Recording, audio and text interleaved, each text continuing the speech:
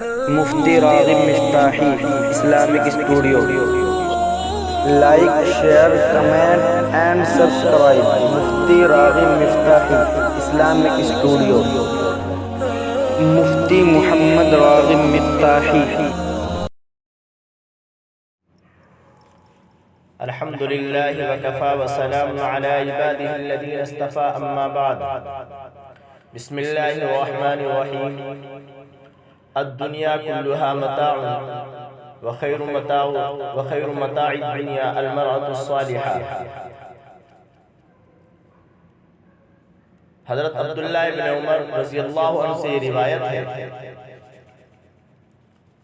نبی کریم صلی اللہ علیہ وسلم کا یہ فرمان حضرت عبداللہ ابن عمر سے مروی ہے کہ نبی کریم صلی اللہ علیہ وسلم فرماتے ہیں کہ دنیا پوری کی پوری دنیا ایک متاع ہے، اور دنیا کی بہترین متاع نیک بخت عورت ہے.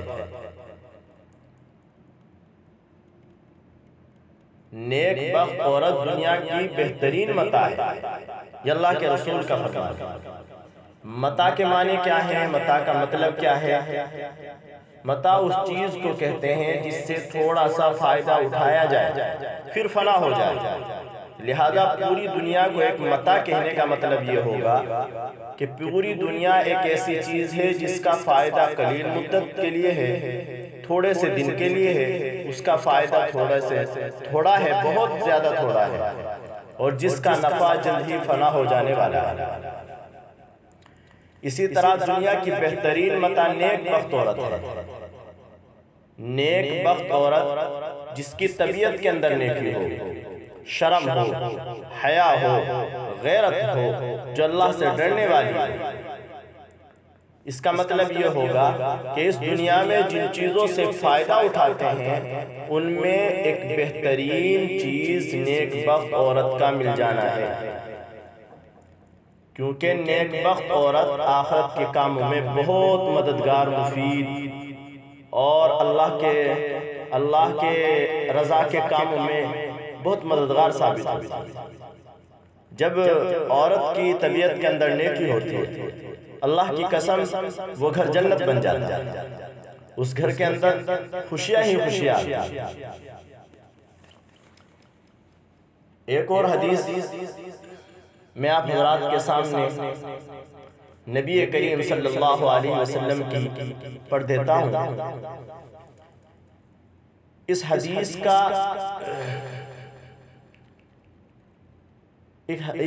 کا عنوان آج کے ہمارے معاشرے کے اندر بالکل فٹ بیٹھ رہا ہے. جو خرابیاں ہمارے معاشرے کے اندر آ رہی ہیں، جو برائیاں ہمارے معاشرے کے اندر جنم لے رہی ہیں، ہمارا معاشرہ جن برائیوں کی وجہ سے خراب ہو رہا ہے، یہ حدیث 1400 سال پہلے نبی کریم صلی اللہ علیہ وسلم کے زبان مبارک سے جو ارشاد نکل رہا تھا، بیان ہو رہا تھا، یہ اسی زمانے کے حالات کے پیش نظر تھا. حدیث کیا ہے؟ حضرت ابن مسعود رضی اللہ عنہ سے روایت ہے، وہ نبی کریم صلی اللہ علیہ وسلم کا فرمان نقل کرتے ہیں، المرأة عورت.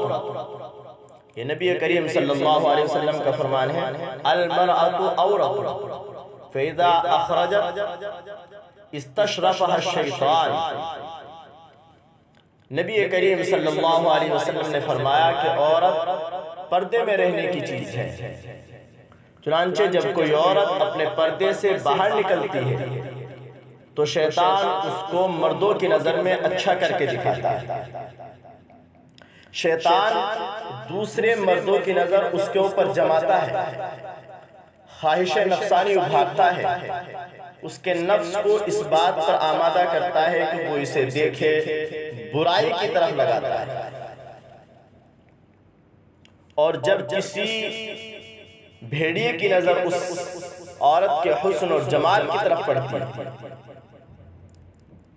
تو اس کے تیر بعض مرتبہ اتنے کارگر ثابت ہوتے ہیں، اتنے کامیاب ثابت ہوتے ہیں کہ گھر اجڑ جاتے ہیں، معاشرہ تباہ ہو جاتا ہے، گھر برباد ہو جاتا ہے۔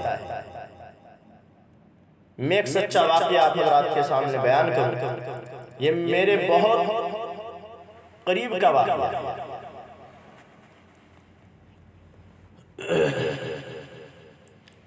ہمارے پڑوس کے اندر ایک واقعہ گزرا، ابھی چند دنوں پہلے کا واقعہ ہے۔ ایک صاحب نے شادی کی، شادی کرنے کے بعد دلہن کو گھر لے کر کے آئے، اور ماشاءاللہ چند سال تک وہ زندگی بہت اچھی گزرتی رہی۔ اس کے نتیجے میں اللہ تبارک و تعالیٰ نے اولاد بھی عطا فرمائی۔ لیکن اسی درمیان کے اندر ان میاں صاحب نے ایک کام کیا کہ ایک دوست کو جو ان کے رشتہ دار بھی تھے، اپنے گھر آنا جانا، ان کا آنا جانا شروع کر دیا۔ اپنے بیوی بچوں کے ساتھ ان کو لے کر کے بیٹھتے اور خوب باتیں ہوتی۔ یہ نوجوان جو ان کے ساتھ آ رہا تھا،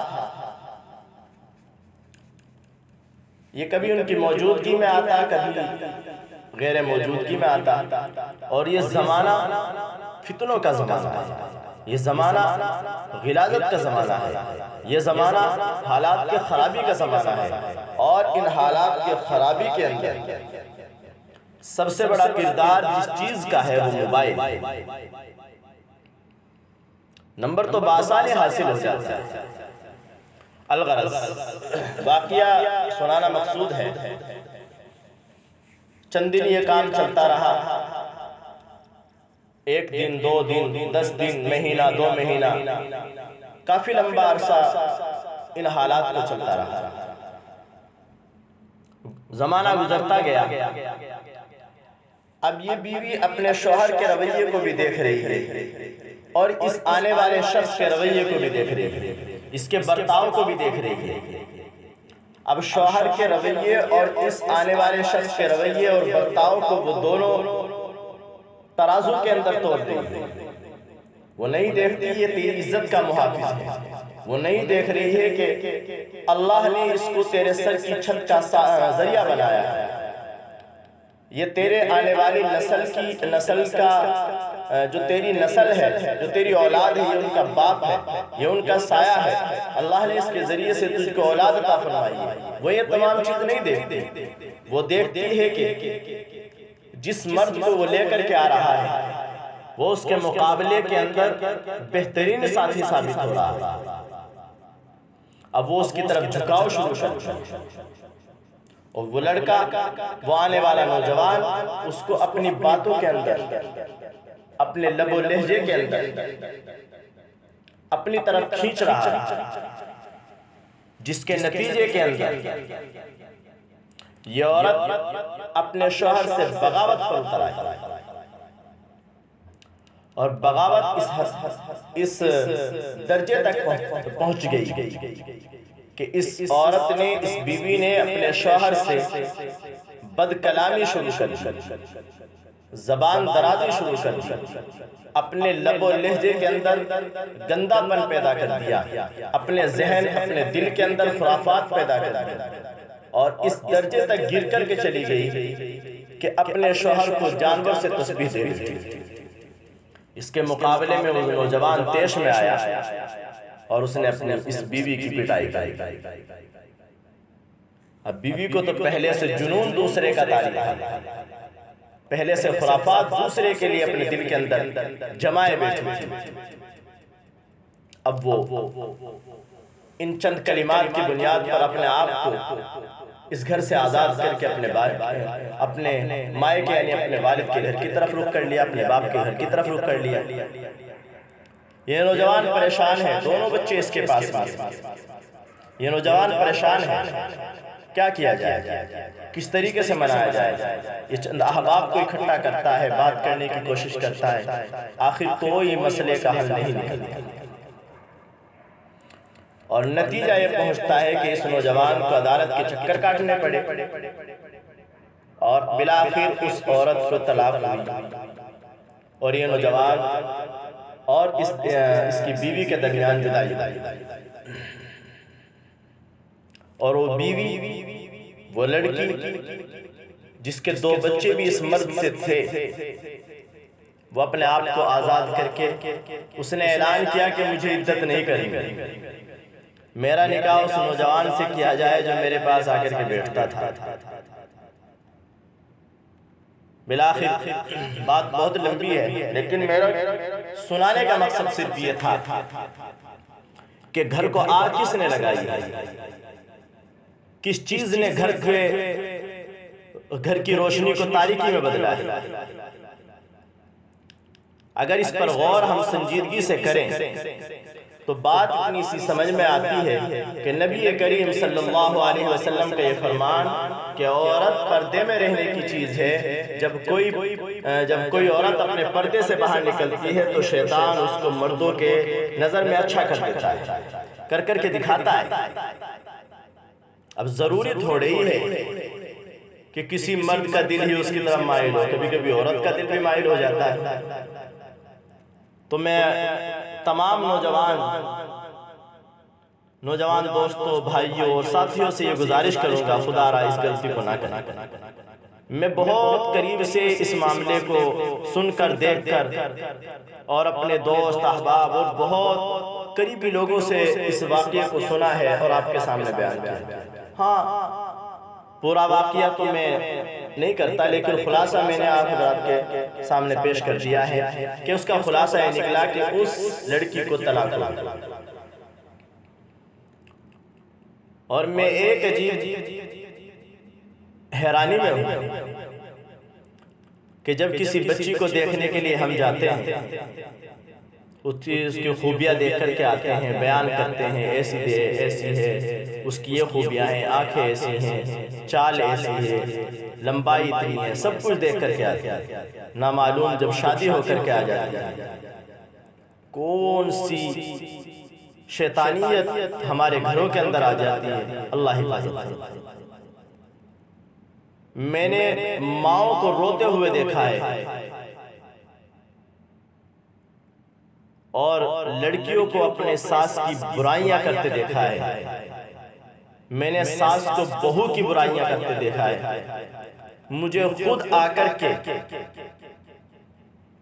بہو کی ساسوں نے اپنی بہووں کے قصے سنائے، وہ قصے میں کسی اور وقت میں بیان کروں گا۔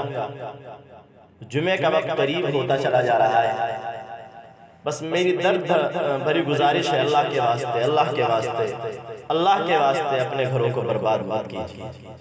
میں اپنے نوجوان ساتھیوں سے گزارش کروں گا، اللہ کے واسطے اپنے گھروں کو برباد مت کیجیے، غیر محرم کو نہ بلائیے اپنے گھر، نبی کریم صلی اللہ علیہ وسلم کے فرمان کی قدر کیجیے، اللہ کے لیے اپنے گھروں کے اندر پردے کا ماحول قائم کیجیے۔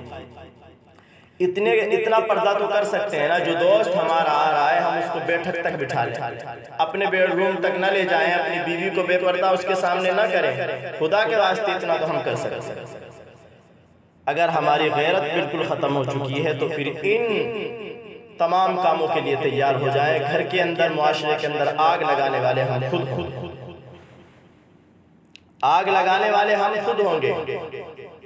میں کسی اور وقت میں ضرور بیان کروں گا انشاءاللہ۔ میرے دل کے اندر خدائی قسم کبھی کبھی رونا بھی آ جاتا ہے کہ یا اللہ، اس معاشرے کے اندر اتنی برائی، اتنی غلاظت، اتنی فحاشی، اتنی ننگانات، اتنی برائیاں جنم لے گئی ہیں اور ہم بے خبر۔ یا اللہ حفاظت فرما، یا اللہ حفاظت فرما۔ جو نوجوان میری یہ بات سن رہے ہیں، اللہ کے واسطے اگر کسی کا ایسا معاملہ ہے تو خدا کے لیے وہ آج سے رویہ طریقہ بدلے، رہن سہن کا انداز بدلے،